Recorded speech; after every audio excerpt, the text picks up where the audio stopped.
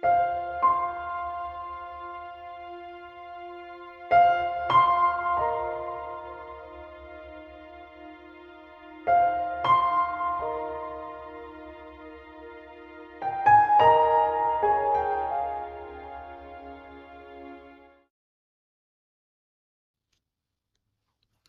Holy Gospel of our Lord Jesus Christ according to Matthew. Glory to you, Lord Christ. As Jesus was walking along, he saw a man called Matthew sitting at the tax booth, and he said to him, "Follow me." And he got up and followed him. And as he sat at dinner in the house, many tax collectors and sinners came and were sitting with him and his disciples. When the Pharisees saw this, they said to his disciples, "Why does your teacher eat with tax collectors and sinners?" But when he heard this, he said, "Those who are well have no need of a physician, but those who are sick. Go and learn what this means. I desire mercy, not sacrifice. For I have come to call not the righteous, but sinners." While he was saying these things to them, suddenly a leader of the synagogue came in and knelt before him, saying, "My daughter has just died, but come and lay your hand on her, and she will live." And Jesus got up and followed him with his disciples. Then suddenly a woman who had been suffering from hemorrhages for 12 years came up behind him and touched the fringe of his cloak. For she said to herself, "If I only touch his cloak, I will be made well." Jesus turned, and seeing her, he said, "Take heart, daughter, your faith has made you well." And instantly the woman was made well. When Jesus came to the leader's house and saw the flute players and the crowd making a commotion, he said, "Go away, for the girl is not dead, but sleeping." And they laughed at him.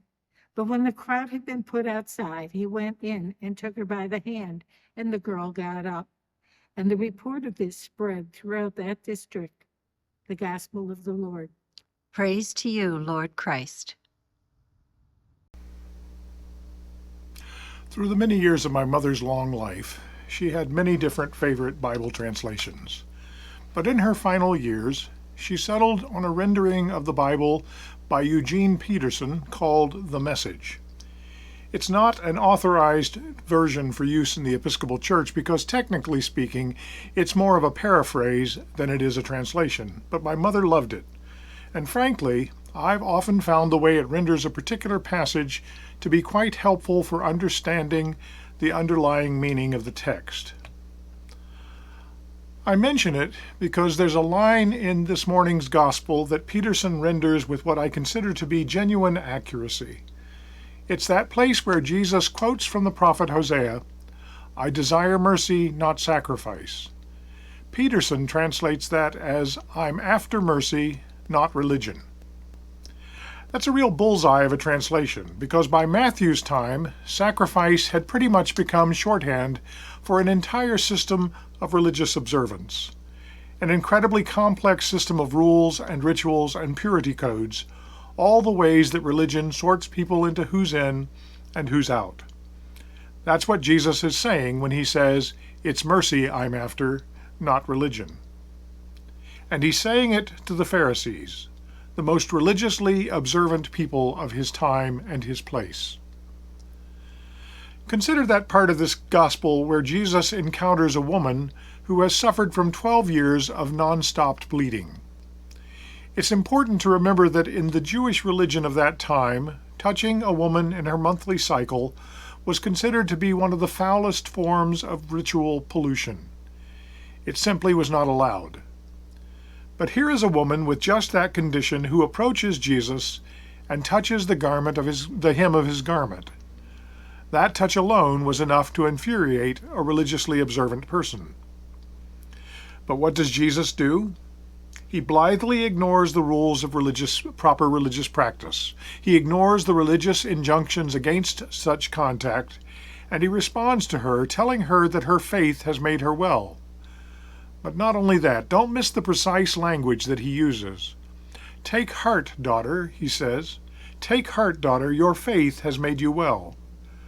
Not only does he heal her of her ailment, he calls her daughter. He He basically heals her and adopts her all in one swift moment of compassion, freeing her from years of religious oppression and social isolation. Now, I don't want to be too hard on the religious people of the day. It's not like these people were cruel or unfeeling. They were simply and dutifully following the rules of their faith, a religious system that was working exactly as it was intended to act, a religious system that was intended to keep the sacred sacred and the profane profane, a system that made this woman untouchable, and a system that Jesus completely upends by making her family. So here's where I need to fess up and come clean. When I talk about a religious system that works exactly as it was intended to act, a religious system that isolates people and makes them virtually untouchable, I am not just talking about first century Judaism. One of the blessings of being retired is that I no longer spend the majority of my days within the confines of the Christian church. It's a bit of a throwback to when I taught at Wayne State and spent my days with students and colleagues who had very little, if anything, to do with church. Because frankly, I've had more conversations than I can count with people who are quite literally done and finished with religion, and religion in general and Christianity in particular. And before you get the wrong idea, let me be clear. These are not hostile people. They're not angry village atheists looking for a fight. More often than not, they are people who have in some way been wounded by the church. They are people for whom the church, our Christian faith, functioned exactly as it was designed, and the design excluded them. I think of a friend of mine who is one of the most kind and loving people that I know. A man who I know literally dropped everything to accompany a dying friend around the world so that that friend could have one last trip to his favorite place. A man who grew up in the Christian church, but who found the faith simply no longer spoke to him of the sort of love and charity he knew to be what the church is supposed to be about. A man who could no longer take what we were offering, because he knew that what was being offered was anything but what true religion is all about. And he's just one among many of my friends, local and online. These people are, without a doubt, the hemorrhaging woman of today. They really didn't leave the faith left them. And there is not a person listening to me today who does not know in their heart of hearts that such people are everywhere. They are our neighbors, they are our colleagues, they are our children, our grandchildren. I know for a fact that some of them are listening to this morning's sermon through our online presence, and I am equally sure that there are people who have stayed, people who have been wounded, but not left. I wouldn't be surprised if some of them weren't sitting in the front of this screen right now. It's mercy I'm after, not religion, Jesus says. Let's be clear on this. That is not Jesus abolishing religion. Jesus is a Jew, quoting a Jewish prophet to Jewish listeners. And he's saying that when religion becomes the thing that stands between God and the person that God is reaching for, then religion itself has become the problem. The question that this puts to us, to the people who are still here, who still show up, who still say the prayers and sing the hymns, the question is not what did we do wrong. That's far too big a question for a Sunday morning. And to be perfectly honest, I'm not even sure that those of us who are still here are the ones who did the wounding. It's actually a much smaller question, and harder. Here it is. Can we be the kind of community that the wounded can reach toward, the way that the woman reached for the hem of Jesus' garment? Remember, she didn't ask. She didn't fill out a newcomer card.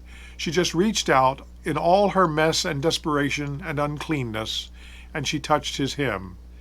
And what she touched healed her. Can the church today be that hem of the garment? Not the whole garment, just the hem, the part that's closest to the ground? I honestly don't know the answer to that question, but I do know that what Jesus does seek is mercy and not religion.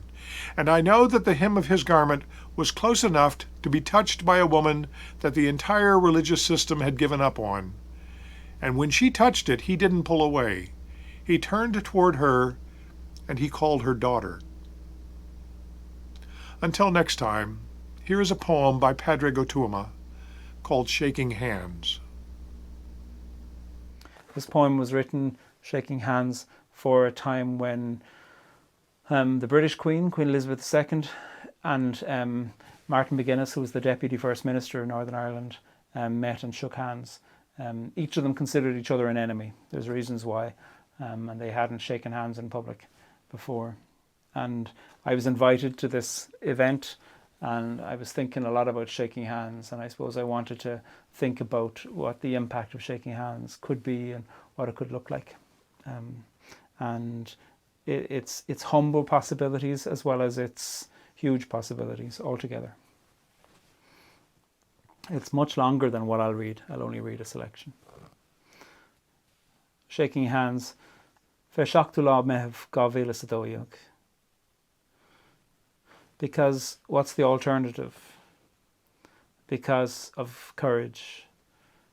Because of loved ones lost. Because it's a small thing, shaking hands. It happens every day.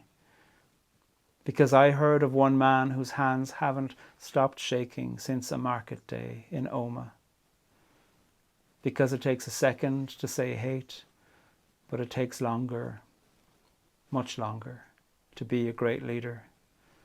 Much, much longer. Because shared space without human touching doesn't amount to much. Because it's tough. Because it's meant to be tough. And this is the stuff of memory, the stuff of hope, the stuff of gesture and meaning and leading. Because it has taken so long. Because it has taken land and money and languages and barrels of blood. Because lives have been lost. Because lives have been taken. Because to be bereaved is to be troubled by grief.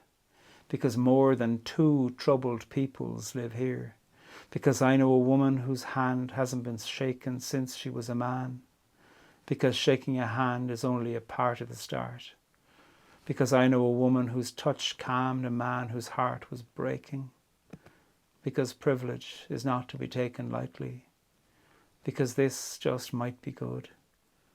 Because who said that this would be easy? Because some people love what you stand for, and for some, if you can, they can.